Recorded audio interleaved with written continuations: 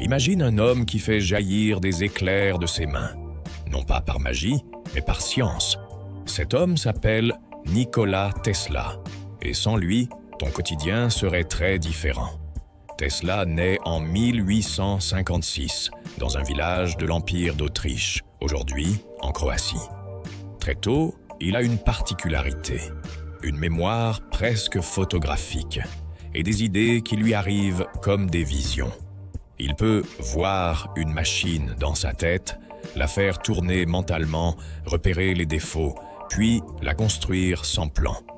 À l'âge adulte, il débarque à New York en 1884, avec presque rien en poche.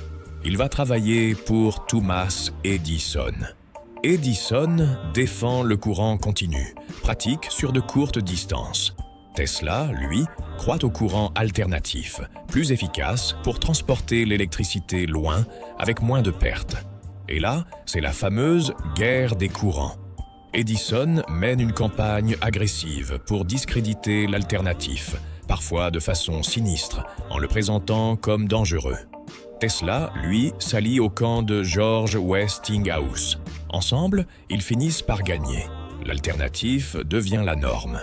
Le symbole le plus spectaculaire, l'éclairage de l'exposition universelle de Chicago en 1893, puis l'exploitation des chutes du Niagara. L'électricité voyage enfin à grande échelle. Mais Tesla ne veut pas seulement alimenter des lampes. Il rêve de transmettre l'énergie et l'information sans fil.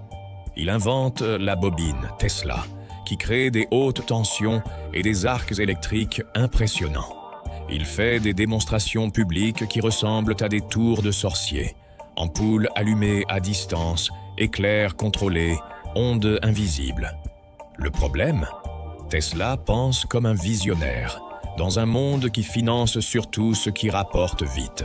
Son projet le plus fou, une tour géante pour communiquer et distribuer de l'énergie sans fil, finit par s'écrouler faute d'argent. Il meurt en 1943, seul, dans un hôtel à New York. Et pourtant, aujourd'hui, son héritage est partout, dans les réseaux électriques, la radio, les moteurs, et même l'idée moderne des communications sans fil.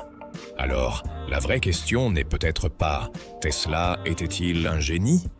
mais plutôt « Combien d'idées du futur dorment encore dans la tête de quelqu'un ?» Que personne n'écoute, pense à t'abonner et à liker. À demain.